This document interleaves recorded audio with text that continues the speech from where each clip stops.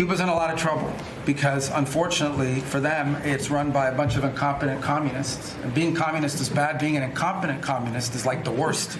So we'll be talking to them. We'll be working on it. You know, we want something good for the Cuban people, and hopefully there'll be a good outcome there for them. There needs to be. It's 90 miles from our shores, and having a failed state 90 miles from our shores is a threat to the national security of the United States. That was Secretary of State Marco Rubio yesterday during a cabinet meeting as he called the growing possibility of regime collapse in Cuba a national security threat. A new report this morning by Axios said the administration was preparing for the country's government to fall as early as this summer. MS Now anchor Antonia Hilton sat down with Cuba's foreign minister to discuss the country's economic crisis. She joins us now. Antonia, thank you for being here.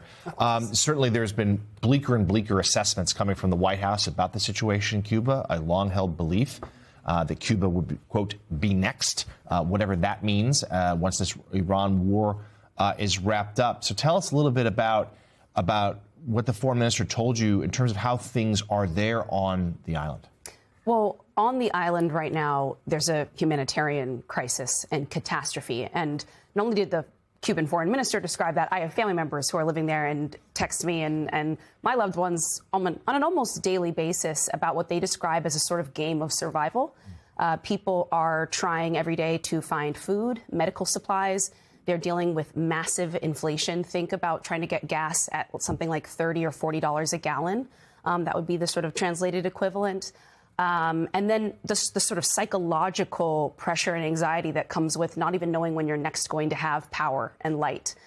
Think about all the things you can't do when you don't have electricity. You can't keep medications that need to be refrigerated cool. You can't keep the food that you just struggled so hard to find fresh. And so people are under immense pressure to the point where even Cubans who are not supportive of Marco Rubio and the United States posture toward the country, they at this point tell me they just want them to do whatever it is they are going to do because they're getting exhausted at this point. And the foreign minister described much of the same. He really focused on what's happening at Cuba's hospitals, the fact that there are tens of thousands of people waiting for surgeries, including about 12,000 children.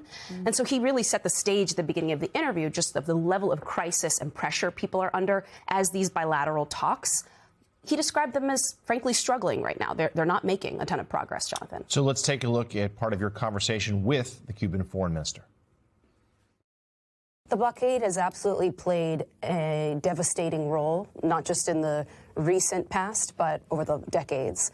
But there is the reality, too, that the United States is asking Cuba to make political and democratic reforms, to release political prisoners, to stop, they say, allowing foreign enemies like Iran, Russia, China to have intelligence bases on the island. Are any of those things on the table? Are the Cubans willing to move on any of those issues? In Cuba, there are no foreign military bases, nor there is any foreign personnel attached there, with the only exception of the U.S. naval base in Guantanamo. You're saying you don't have foreign intelligence operations on the island? I can tell you that I categorically assert that in Cuba there are no foreign military bases or foreign personnel, and no hostile action has been launched from Cuba.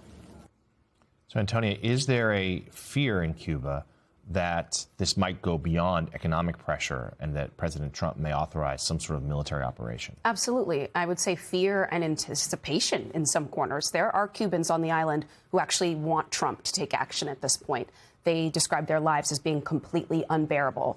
But the reality is that it might not be as easy as, you hear Trump sometimes make comments to the effect of sort of celebrating what happened in Venezuela, this idea that he may be able to recreate a very successful sort of straightforward operation like that one.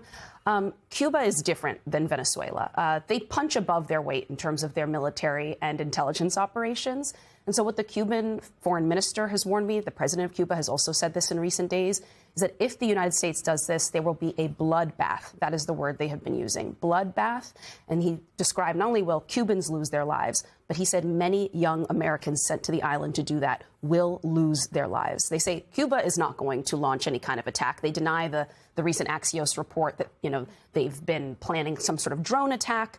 They describe that as basically a pretext from this administration. But they are warning that if the U.S. strikes first, they are preparing for that in the background.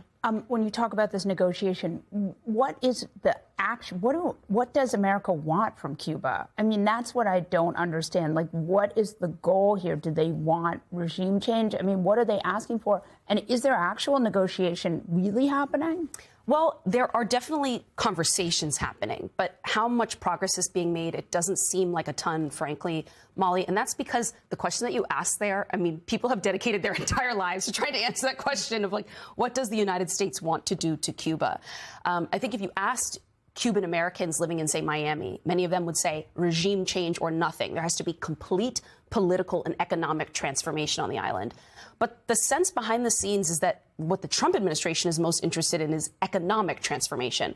They would like to be able to do business deals. They would like to change the economic reality, but they might do something sort of akin to what we saw happen in Venezuela, where they're not so worried about when the next elections are, right? Is there going to be a Delcy Rodriguez type figure? That might not be politically palatable to Cuban Americans, many of whom have supported Secretary Marco Rubio.